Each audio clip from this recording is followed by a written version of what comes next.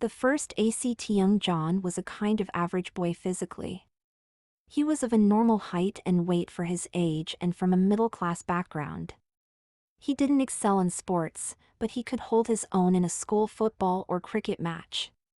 He was bright and intelligent, and when he was 11 he went to the local boys' grammar school. The headmaster was an enlightened man married to a former star of the stage. He encouraged his wife to set up a school dramatic society and organize an annual play. She was delighted, perhaps a little too enthusiastic. John soon heard about the society and taking part appealed to him. He wasn't going to make any of the school sports teams, and the society seemed a good way of getting involved in a school activity. He talked to his parents about it. They encouraged him. The experience would hold him in good stead in the future, provided, of course, he kept up with studies. John hoped that learning to project himself to a group of people would help in the future, but there was going to be something unexpected that would impact John's later life. John attended a meeting called by the headmaster and led by his wife. John decided to give it a go and turned up the following week to audition for a part in that year's play. All the boys had been given a passage to prepare themselves. The headmaster's wife assured them that she was not going to judge them on their acting ability, only their potential to benefit from taking part and contributing. Well, John's audition was successful and he was offered a part. The play was an upstairs-downstairs comedy drama, and he was offered the role of a parlor maid. Being only 12 with no acting experience, and a pupil at a proud boys' school, he should not have been surprised. He was surprised, not for playing a part of a girl a few years older than himself, but for being offered a part at all. His parents were progressive for their time and welcomed the news. His father opined humorously that if he was successful he would no doubt progress to play the butler the following year. The headmaster's wife, being herself an accomplished actress and producer, was well experienced in what was needed to bring out the best performance in an actress, and John was a blank canvas. So inevitably John was coached to act as a young girl. His mannerisms on stage were indistinguishable to those of a girl in her mid-teens. The headmaster's wife's skills in costume and makeup just added to the realism. John didn't play the butler the following year.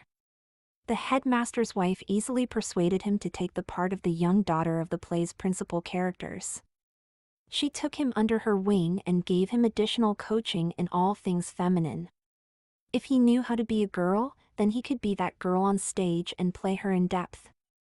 She taught him all about clothes and makeup, hairstyles, and how to behave in different social situations, how to talk, sing and dance, far more than a boy playing a female part in a school play needed to know.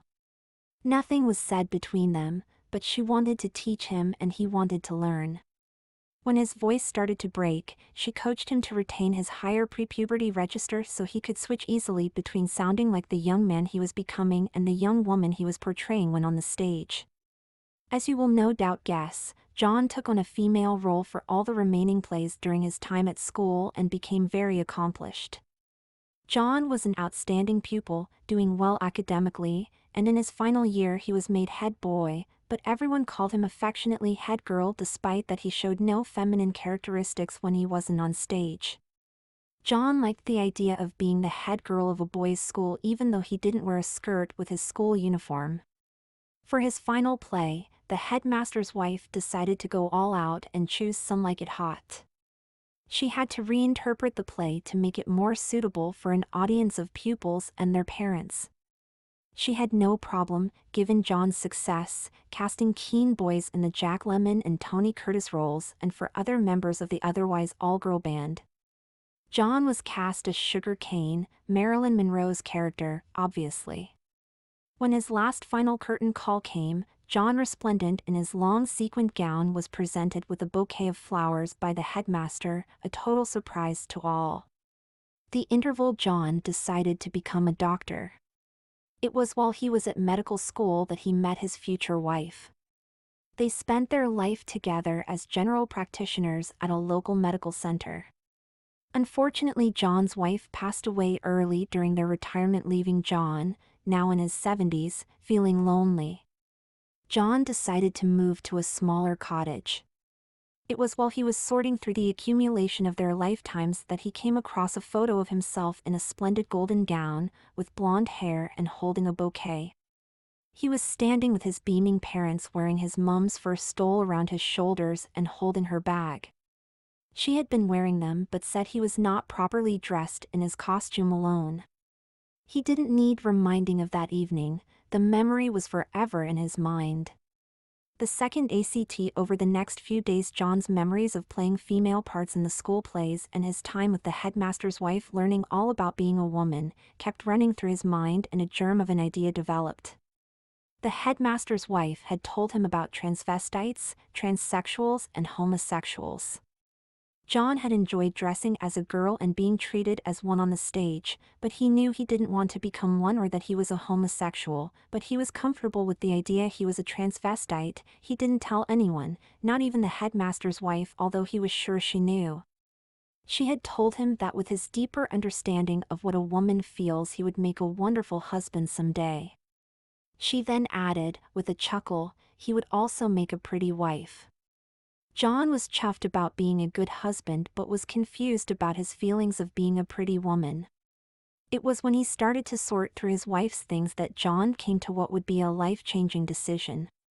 When he moved into his new cottage, he would start a new life as a woman. Although he had never owned an item of female clothing or had dressed since his last performance on the school stage, he had remained a crossdresser in his mind. He had kept up his interest in women's fashion, but his life as a doctor and his marriage and love for his wife had been all he needed. Now retired and alone, it was time to not only to revive the passion from his school days but to take it to the next level. Not just to act on the stage, but to live as a woman full-time. He had no desire to change his sex, just the gender he identified with. On the day he moved, he would become her. It took nearly a year to move. Unfortunately, his wife's clothes and shoes did not fit him, but he kept her accessories that he liked, particularly her handbags and jewelry. He visited a dressing service who also provided cross-dressing supplies to update, as if it were, his feminine side.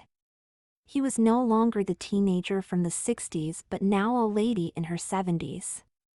Once he had established his new style and shape, he built up a wardrobe for all seasons, always dressing at home and discreetly, occasionally venturing out. He had no permanent feminizing procedures, there was little desire or need. Once he agreed to the purchase of his new cottage, perfect for, let's say, a woman of a certain age living alone, he started the legal side of things. He officially changed his gender and name. The new cottage was in her new name. On the day of moving, only her belongings were taken to the cottage, anything left of his things went to charity or for recycling. Of course, most of his things, other than his clothes, were not gender-specific and went to her new home. The last time anyone saw John was when he said goodbye to his neighbors and locked up the home he had lived in with his wife. John was now Valerie, Val for short. She soon settled down in her new neighborhood, a small village not far from an old market town. She was known as a retired doctor, which she was, and a spinster, which she wasn't but suited her. The gossip was that she was a lesbian, again not true but it suited her. She had a happy marriage and was not seeking unwanted attention. Val had an outgoing personality, perhaps more reactive than active. She would not go out of her way to socialize but responded well to offers of hospitality and joined in with village activities. She was loving her new life, she missed her wife and being her husband, of course she did, but had no regrets. It was as if her life was supposed to be like this after her experiences at school. Val was a well-dressed woman, always smart and favoring modern classics. She was not slender, but she looked natural for a woman of her age. She was stout, but always wore a corset to achieve a feminine figure. She had sufficient definition not to need any padding, apart from a very expensive set of breast forms. She always wore makeup and chose a straw blonde wig, unfortunately her baldness ruled out growing her own hair out. Although in her mid-70s, she looked like a woman in her 60s who had not let herself go and had kept her looks and fashion sense. Nobody guessed otherwise. John had always worn heels on stage and kept them on when backstage and during rehearsals. It helped him act as a young woman. He liked the way heels influenced and controlled his movement. He also liked the empowerment. He had always thought that heels repressed women, but he soon learned otherwise. Especially when he was in character but not actually on stage. So it was natural that Val, with some trepidation, took to heels, but it was like riding a bike, you don't forget. So despite the decades between the young teenage boy tottering around in heels and the woman of a certain age venturing out for the first time, wearing heels became a pleasure for Val and she rarely went out not properly dressed. But it wasn't all smooth sailing. Val had to learn walking in the street as opposed just indoors or on the stage, but she soon got the hang of it. For rehearsals and stage performances, the headmaster's wife always provided John with good quality matching lingerie. She told him that if dressed as a girl inside and out he would feel like a girl and act as a girl would. John came to love wearing lingerie, a passion that was kept alive in his mind watching his wife dress in exquisite underwear every day until she passed. So naturally Val maintained the high standards set by the headmaster's wife and his own wife. And the feel and knowledge of what she was wearing helped make her the woman she had now become. She had many friends and acquaintances. Lunches and afternoon teas were frequent events in her life. She enjoyed gossiping with neighbors over tea and cakes and going into town to shop and have lunch with her newfound friends. However, she felt she needed more, so she joined the local branch of the U3A, the University of the Third Age, and decided to try out the bridge group, having first checked it wasn't a specialist interest group for retired civil engineers. She also considered the Sunday lunch for solos group, but decided she didn't want to signal that she was single. She wasn't seeking companionship. She emailed the bridge group organizer and was invited to the next meeting. It was during the afternoon, and despite that it wasn't a special or social occasion, Val did spend most of the morning deciding what to wear. She wanted to keep it classic and simple, yet elegant but not showy. She wanted to be accepted for who she was, for who she had become. She decided on separates. She wore a lavender-colored crewneck cashmere pullover with a light gray straight knee-length skirt. She added a single-strand pearl necklace, wore her watch with the narrow gold strap and a matching bracelet on her other wrist. She chose black patent court shoes and a matching handbag. She made up her face with a feminizing yet natural look and wore the wig with a simple straight bob style. Val entered the town's hotel reception and made her way to the function room hired by the U3A bridge group. As she entered, a lady, Val thought that she was in her 80s, she certainly dressed in the style of the generation that was older than Val's, looked up, smiled and said, "Welcome, you must be Valerie." "Yes, but it's usually just Val," replied Val, pleased that she was expected. "Of course, Val. I'm Josie, I am the leader of the group." "Hello, Josie. Nice to meet you. I understand you have played before." Val had mentioned it in her email. "Yes, I've recently moved to one of the outlying villages. I played bridge where I used to live. John and his wife used to play regularly with friends. I've arranged for you to play with our intermediate level players. Most of them have their own partners, but fortunately we have another new member joining us today and thought that you could start off as partners and see how it goes if you are happy with that arrangement." Before Val had a chance to reply that she would go with what Josie suggested, Josie looked up. "This must be Tom now." A tall, handsome man entered the room looking unsure of himself. He appeared to be the same age as Val. He wasn't overweight and looked reasonably fit. He was well-groomed with white hair and smartly dressed in a blue shirt and beige chinos. Val took to him straight away, not because he was her type, she didn't have a type, but because she recognized her male self in Tom, except he had more hair. "Welcome, you must be Tom," said Josie. Yes, I've come to the right place then, said Tom. Yes, this is the bridge group and I'm Josie, I lead the group. Josie then half turned to Val.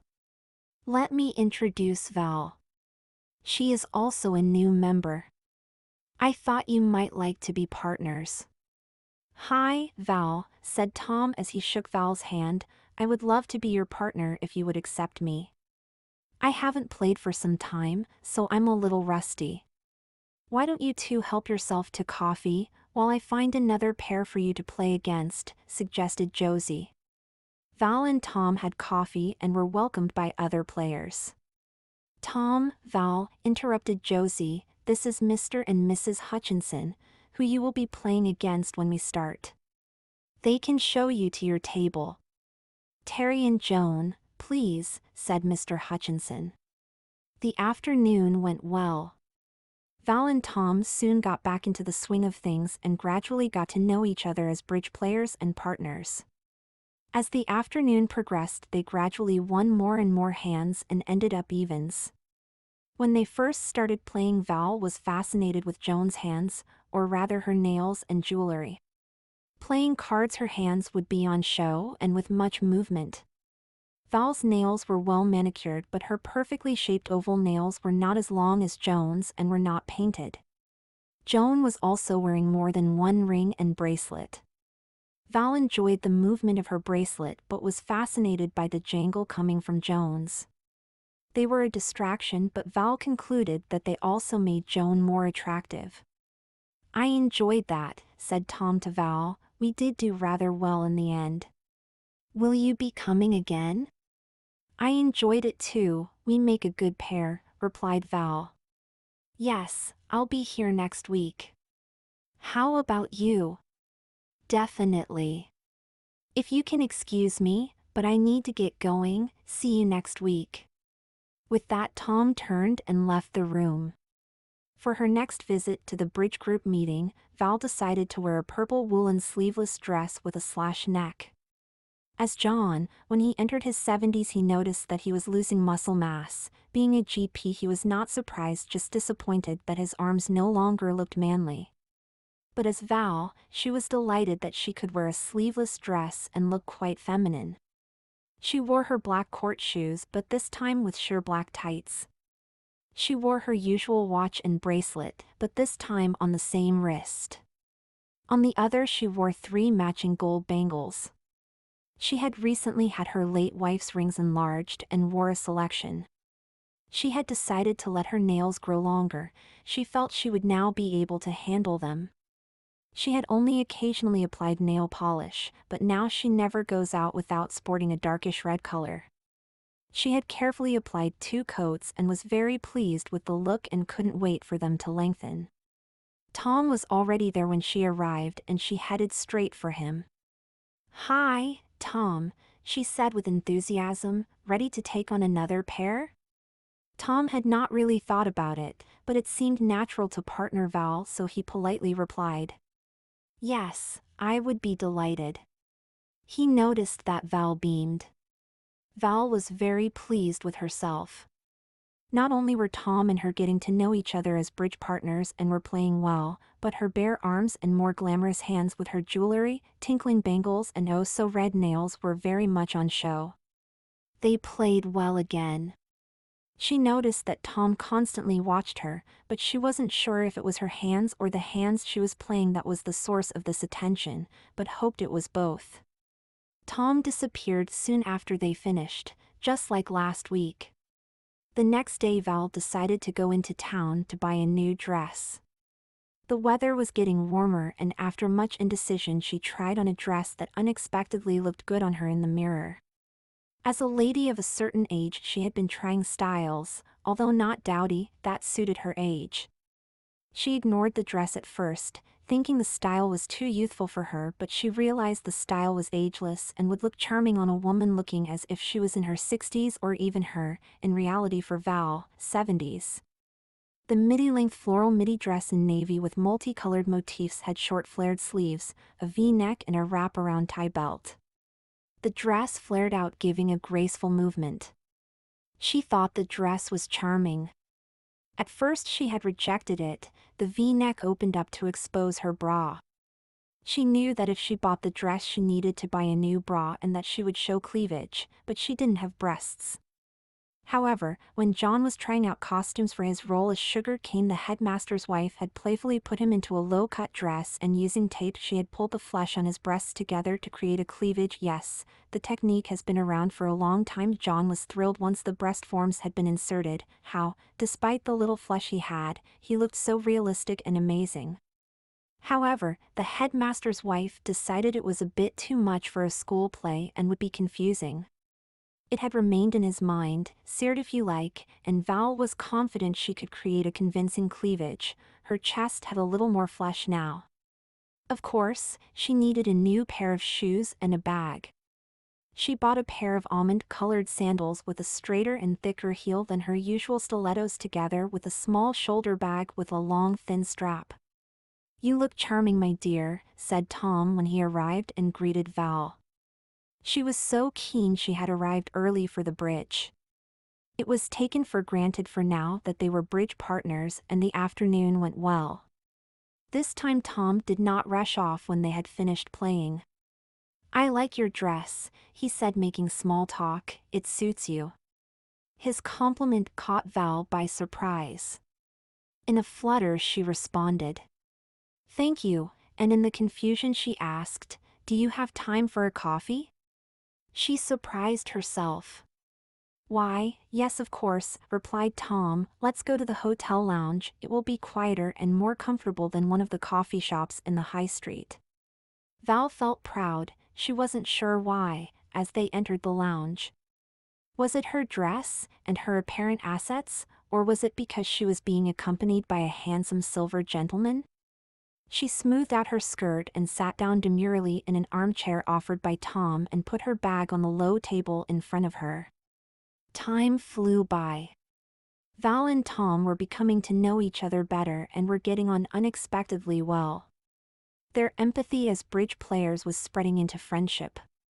"Gosh, is that the time?" said Tom when he heard the nearby grandfather clock chime. "Would you like to join me for a bite to eat in the restaurant?" Val was caught out. She didn't know how to respond. She had been flirting, she now realized, but did she want to take up the invitation? Did she really want to have what could be perceived as a date with a man? At her age? As an unrevealed crossdresser? Was her flirting just to validate her acquired femininity, being a faux woman? Or was there an attraction? Then a distant memory from one of the school plays kicked in. The young John had been playing a debutante. He was wearing a floral tea dress, and was asked to stay for dinner by the host, and the line he had learnt came into her head. "Why, kind sir, I would love to." When she had said it, she was initially dismayed, but that feeling soon changed to exhilaration and relief. It dawned on her that this was what she had wanted all along, companionship with someone of the opposite gender. And now she had changed gender, the opposite gender was male, and it seemed so natural. Sex with a man would not be a concern for her, she was too old now. They continued their conversation over dinner. Val only told the truth, just not all of it. She was a retired doctor and lived alone in her cottage. She just never mentioned she was actually a widower, and that although her gender was now female, biologically she was a man, and that Tom was the only man she had ever dated. Well, you know what I mean. Tom told Val that he was also retired. He had been an engineer with the local county council. He had a flat in a converted warehouse in the town and also lived alone. He had joined the U3A to meet and spend time with like-minded retirees. Over coffee, out of the blue, he asked Val a question. "Val, may I ask you a question?" "Of course." "Please tell me if it makes you feel uncomfortable. I've been invited to my grandniece's wedding, Saturday week. It will be a church wedding followed by a reception. I normally attend such events on my own, but on this occasion I would be honored if you would accompany me as my guest. There will be very few people there I know, my sister, a few distant cousins, the bride and her mother, my niece. They are all going to be busy and I would enjoy your company instead of trying to make small talk. I'm not very good at it, as you may have realized from our bridge sessions. This was the second question this evening that has caught Val out. 3 thoughts flashed into Val's mind. The first was the dress and jacket she saw while shopping during the week. She really liked the outfit but put it back on the rail as she had no idea when she could wear it. The dress was sleeveless with a round neck, a white fitted bodice, not too tight, and a bell skirt with a blue floral detail on the white that fell to just below her knees. There was a navy waistband. The open jacket was short with 3/4 length sleeves. It was also white and matched the dress. The sales assistant had shown her a hat that went well with the outfit. The second thought was what was happening? She had enjoyed the evening, but it had gone far beyond what she had considered to have been her comfort zone. Was the zone now going to extend even further? The third thought was, of course she was honored. I would love to, if you are sure your family wouldn't mind. I would be a complete stranger who isn't on the guest list. I'm quite sure. So it was decided. The church and venue were in the next county, so they could be there and back in a day. Val was very excited. It was going to be the pinnacle of her days as a woman, on the stage or in real life. She wore some spectacular costumes on the stage, but this was for real. She decided, as it was a special occasion, to wear higher heels than normal. Val was ready when Tom came to pick her up. Of course she was. She had been ready for ages. Hello, Tom. Oh my, you do look handsome all dressed up. Val surprised herself. She did see a handsome man at her door, and not just her bridge partner dressed to attend a wedding. Would you like to come in while I finish getting ready? She asked Tom to wait in her sitting room while she went upstairs. She had left her bag in her bedroom deliberately, but while she was there she checked her appearance. She was enamored with the image in the mirror, and decided to give herself a just-to-be-sure spray of her perfume. When she re-entered the sitting room, Tom was standing by the mantelpiece looking at a photograph. Is this you?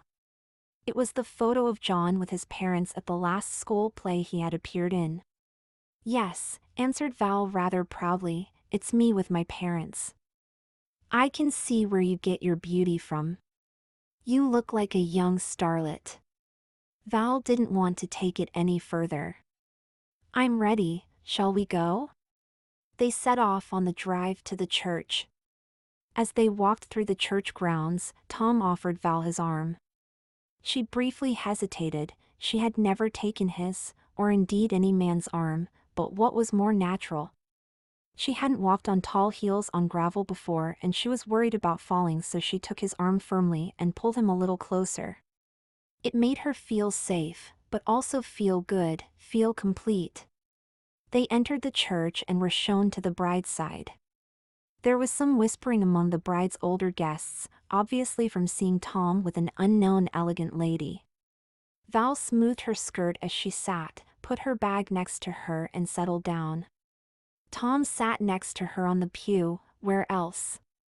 Looking around, she saw that everyone was smartly dressed and all the ladies were wearing hats or fascinators. She was pleased she fitted in. She wondered if any of the other guests were like her. You never know nowadays. Even more so when she felt a sudden surge of the light of her womanhood. Her hat was going to block the view of the guests behind her. Another lady came and sat next to Tom. She was of a similar age and looked like him. Val, announced Tom, this is Cecily, my sister. He turned to his sister, this is my good friend, Val. She kindly agreed to accompany me today. Val and Cecily greeted each other and gently shook hands across Tom.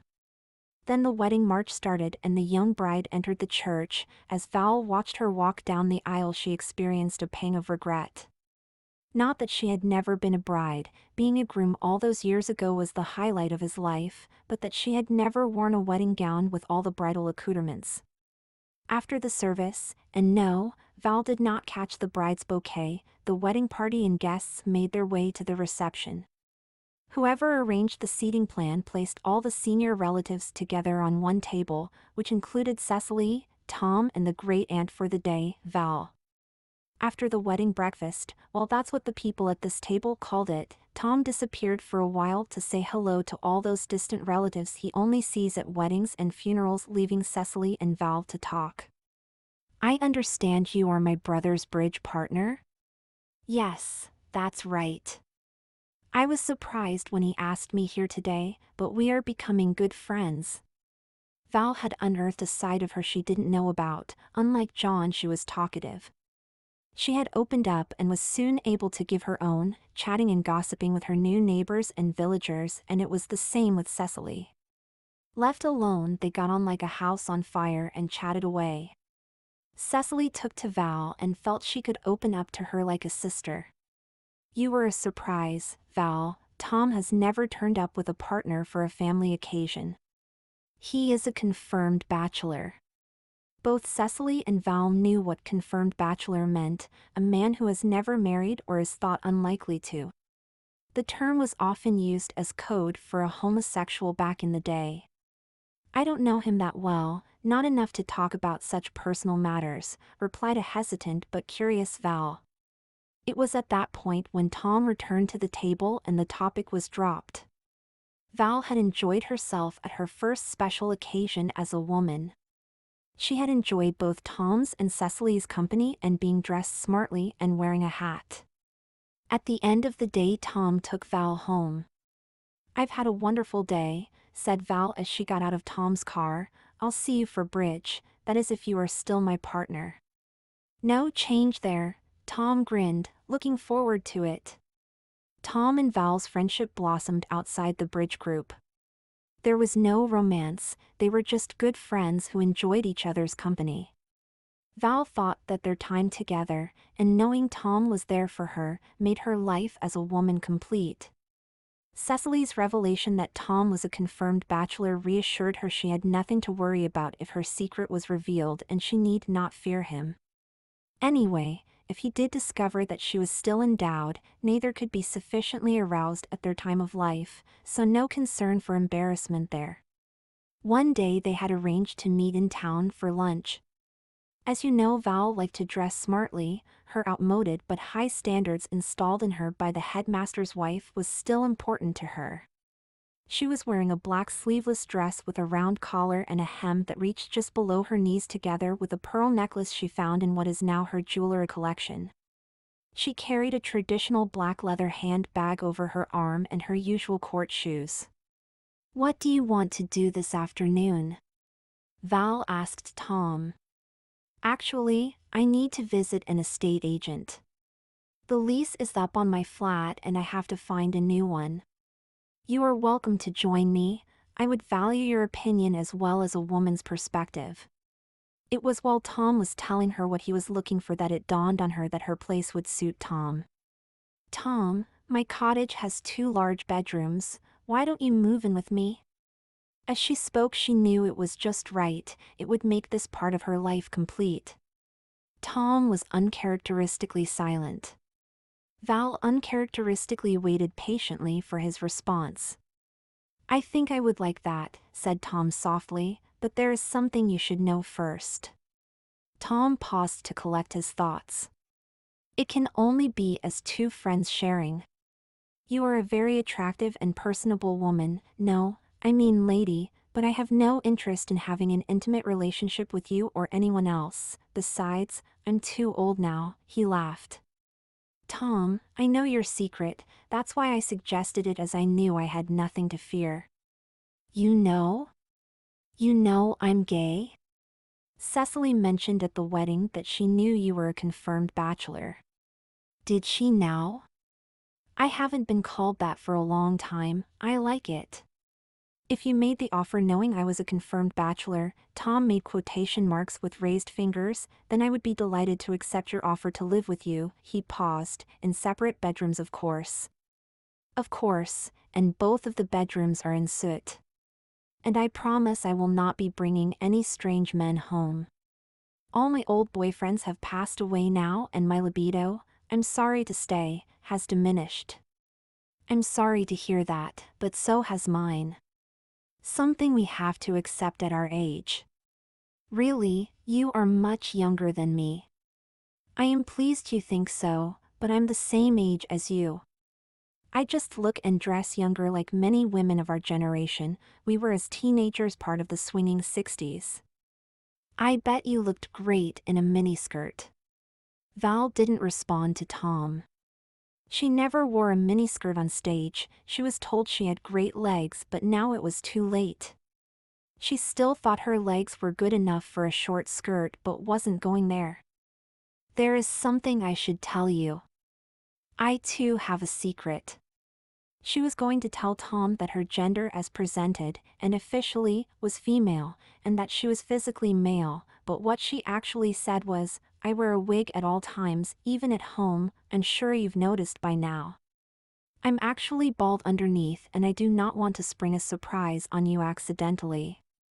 As I got to know you better, I did wonder if it was a wig, not that I'm an expert. Your secret is safe with me. Val vowed to tell Tom her real secret at the right time, but in the meantime she will write a letter to be opened in the event of her death. She wanted to be known as a woman by all, including Tom, for a little longer.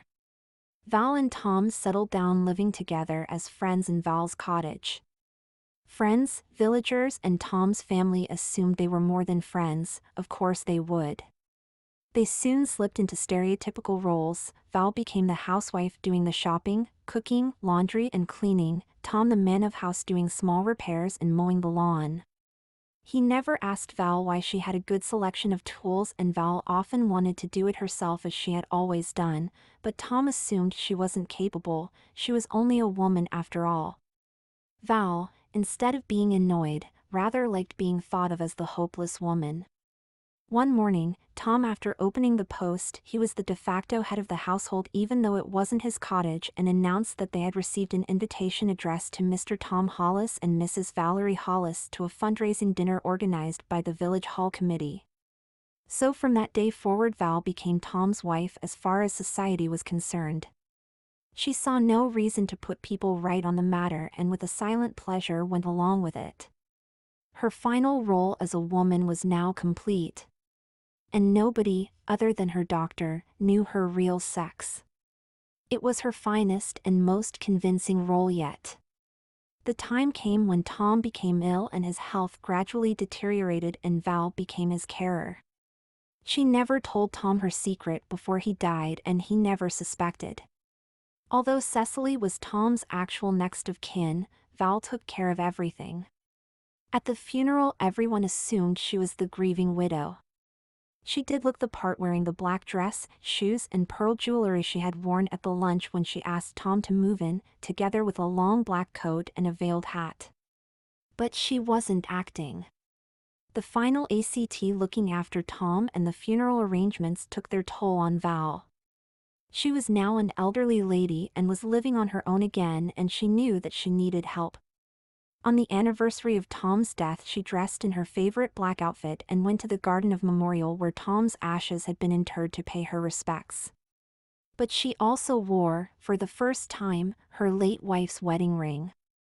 After sitting for some time in the tranquil garden she got up and walked to another part. Tom had been a true friend, but now she wanted to pay her respects to her true love. She reached the spot where her wife's ashes had been cast all those years ago by John before he became Val. She sat on a nearby bench and cried. She missed her, she had always done. Being Val kept her going, and her friendship with and sharing her cottage with Tom had given her much pleasure, but now it was time to bring the curtain down. When she got home she took off her veiled hat and short jacket and slipped off her black court shoes. She went through to her bedroom. She sat at her dressing table and took off her jewelry and put them back in her wife's jewelry box. She removed the polish from her nails and cut them short. She got up and unzipped the black sleeveless dress and hung it in her wardrobe. She took off her wig and placed it on its stand. She noted that her own hair was growing back nicely now, except for the bald patch of course. She went through to her bathroom and removed all her makeup. She returned to the bedroom and took off her lingerie. She was wearing her favorite set and tights. She undid and removed her corset, the first pleasurable act since she got home, while other than taking off her shoes. She removed the breast forms and slipped off her bra and knickers. Val looked at herself in the mirror. She saw John again, albeit hairless, but given a few months that will change. She put on a fresh pair of knickers and pulled on her nightdress for the last time. For tomorrow she will revert to being John. Her last act as a woman now ended. The final curtain.